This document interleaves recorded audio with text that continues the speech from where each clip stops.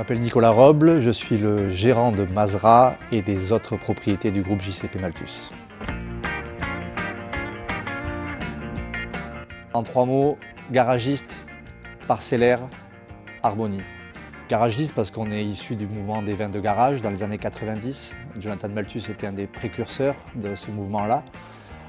Parcellaire parce que Mazra est produit autour des vignes, autour du château du Dôme uniquement, sur une seule parcelle. Et harmonie parce que c'est probablement ce qui caractérise le mieux cette cuvée. La vraie particularité du château Mazra se situe probablement à la fois dans cette unicité de terroir et de parcelles, mais également dans la façon de vinifier ces vins-là, à savoir qu'on ne conserve que 4 grappes par pied maximum pour privilégier une concentration optimale. On vendange souvent très tard par rapport à nos chers voisins, mais pour privilégier vraiment une maturité optimale, quitte à perdre un petit peu de volume, mais on cherche vraiment cette précision et cette harmonie qui caractérise ce cru.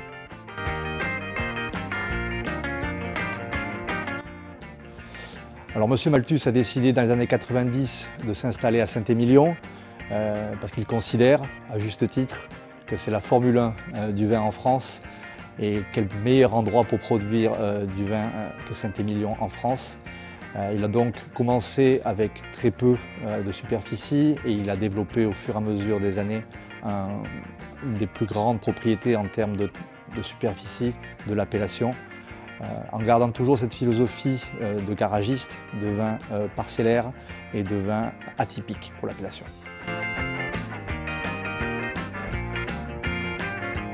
Alors, la particularité de Mazra, c'est qu'il peut aussi bien se déguster dans sa prime jeunesse, où on sera vraiment sur le fruité du merlot, une suavité vraiment très agréable, et à la fois sur 10, 15, voire plus, parce qu'on retrouvera à ce moment-là la complexité de l'élevage de ce vin et qui en fera ressortir toute sa finesse.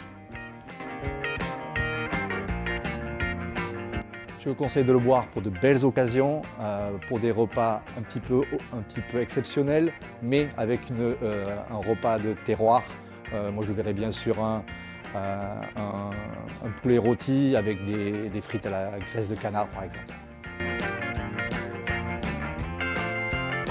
Alors pour être tout à fait honnête, nous avions déjà participé l'année passée, nous avions échoué au pied du podium et comme c'est dans notre philosophie de toujours persister et qu'on ne s'arrête jamais tant qu'on n'a pas réussi quelque chose, nous avons décidé de réitérer notre participation cette année et ça sera Berry-Payant.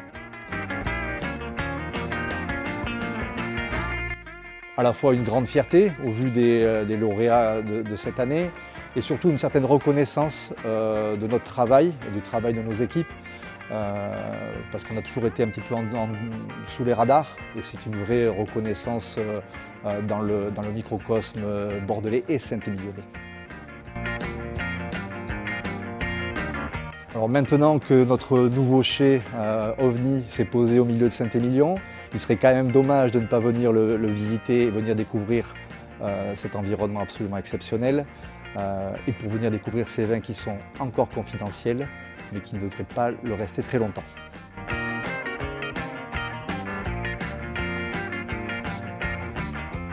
Alors maintenant que notre nouveau chai OVNI s'est posé au milieu de Saint-Émilion, il serait quand même dommage de ne pas venir le visiter et venir découvrir cet environnement absolument exceptionnel et pour venir découvrir ces vins qui sont encore confidentiels mais qui ne devraient pas le rester très longtemps.